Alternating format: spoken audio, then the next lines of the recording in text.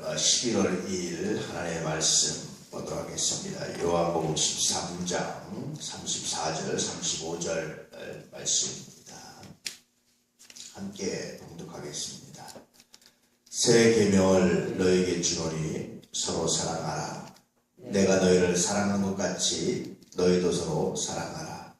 너희가 서로 사랑하면 이로써 모든 사람이 너희가 내 제자인 줄 알리라.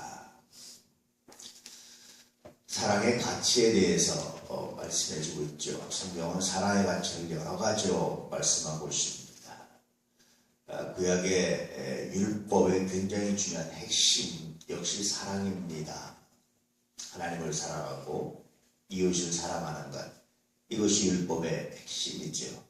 그럼 이웃을 사랑하는 게 뭐냐라고 묻는다면 또 한 단계 나가서 내가 대접을 받고자 하는 대로 이웃에게 행하는 것, 그것이 이웃을 사랑하는 겁니다. 하나님을 사랑하는 것도 마찬가지죠. 내가 하나님께 요구하는 그 마음을 하나님께 드리는 것, 그것이 하나님을 사랑하는 것이지요. 그래서 그것을 굉장히 중요한 개념이고요. 황금률이다, 그렇게 이제 표현을 하고 있습니다. 뿐만 아니라 또 다르게 보면 예수님께서 오늘 사랑이 뭡니까? 그것은 주님의 제자의 증거다라고 말씀해주고 있어요. 뿐만 아니라 고린도서에 보면 믿음, 소망, 사랑, 그 중에 제일은 뭡니까? 사랑이다, 그렇게 말씀해주고 있습니다. 뿐만 아니라 우리가 원수를 사랑하면 비로소 하나님의 뭐가 되리니? 아들이 될 것이다, 그렇게 말씀해주고 있어요. 그러니까 여러분, 신앙의 핵심이 뭐냐? 사랑입니다. 우리는 신앙의 핵심을 뭐로 봅니까? 자꾸만 영적 체험이라든지 어떤 기적이라든지 어떤 능력의 신앙의 핵심을 자꾸만 두어요. 그런데 성경은 신앙의 핵심을 그런 능력이나 기적이나 어떤 것이 아니라 사랑이라고 말해주고 있습니다.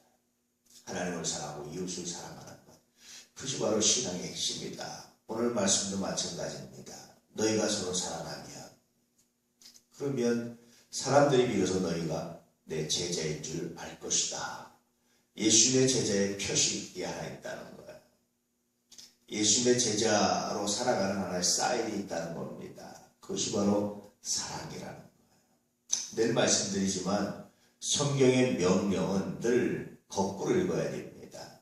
사랑할 만한 상황, 내가 좋아하고 내가 기뻐하고 내가 인정하고 내가 원하고 나를 만족시킬 때 하는 사랑은 성경에서 말하는 그런 사랑의 가치를 담아내지 못합니다.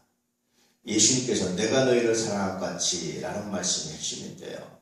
예수님이 우리를 어떻게 사랑하십니까? 죄인을 사랑하셨잖아요. 죄악의 경우에서 사랑하셨잖아요. 그래서 서로 사랑하라는 말은 사랑하지 못할 때, 사랑할 만하지 못할 때, 그가 나를 실망시킬 때, 그가 도저히 기대에 부응하지 못할 때, 그가 내 생각과 다를 때, 다른 행동을 할 때, 용납할 수 없을 때, 심지어는 성경에 보니까 원수가 되었을 때, 그때 원수를 사랑하라고 하는 것처럼 그렇게 마음이 아팠을 때 사랑하면, 그러면 너희가 비로소 내 제자인 줄 알리라. 야, 정말 너 예수님 닮았구나. 그런 평가를 받게 된다는 거예요.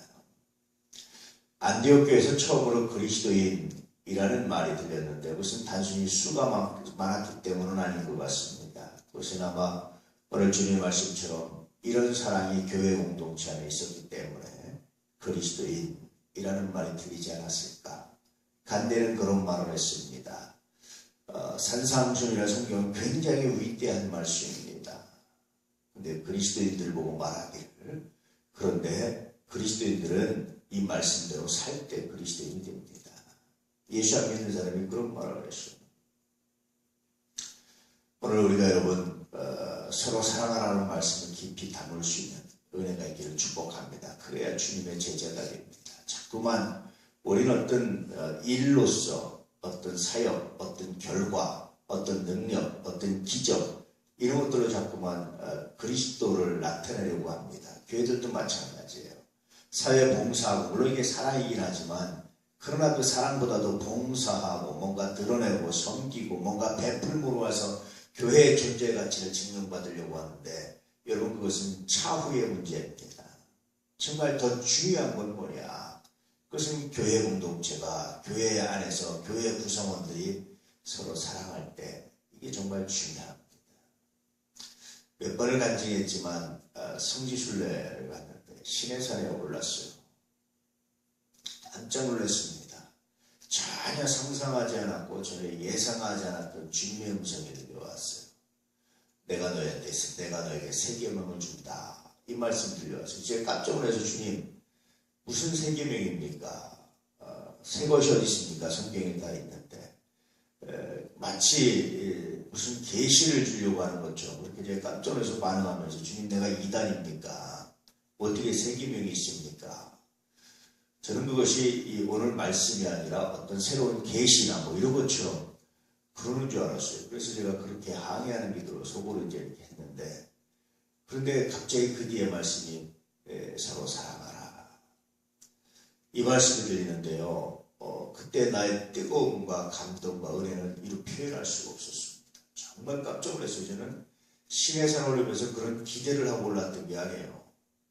그냥 시내산이니까 아무 생각 없이 사실은 올라갔어요. 사람들이 낙타도 타고 뭐 이렇게 올라가는데 낙타입니까? 낙입니까? 뭐를 타고 올라가는데 저는 그냥 걸어 올라갔거든요. 집사람한테 같이 갔었는데 걸어서 그냥 아무 생각 없이 시내산이니까 올라간 거예요. 추운데 겨울에 갔었는데 그런데 갑자기 하나님께서 그런 음성을 주신데 깜짝 놀랐어요.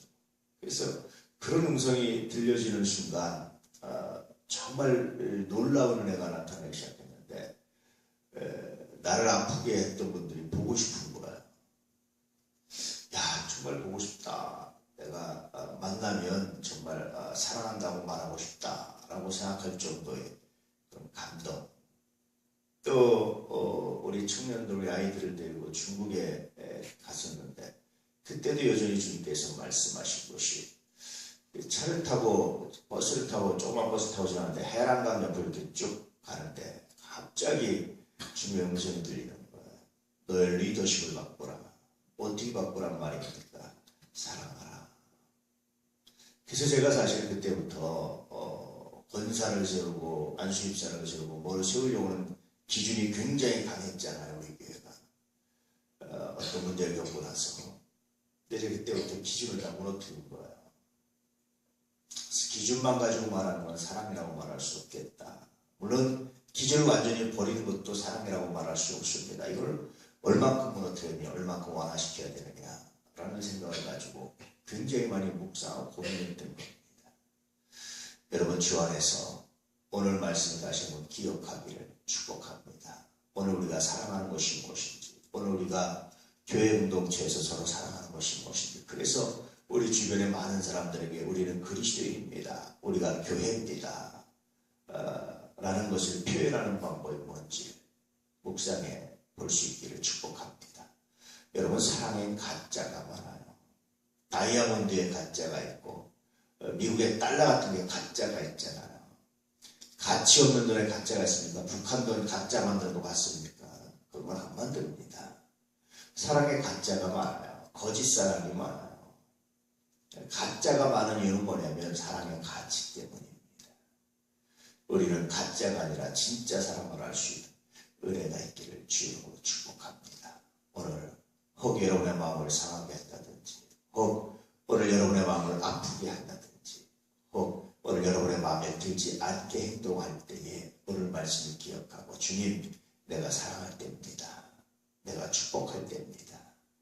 기억하고 사랑을 위해서 선포하시고 축복하시는 은혜가 있기를 축복합니다. 주께서 오늘 우리를 그리스도의 제자로 하나님의 사랑으로 새롭게 바꾸시는, 의대하게 하시는, 사용하시는 거룩한 날이 될 줄로 믿습니다. 우리 아내 가족들에게 이런 은혜와 능력이 넘치기를 주님으로 축복합니다. 기도하겠습니다. 할렐루야. 아버지 하나님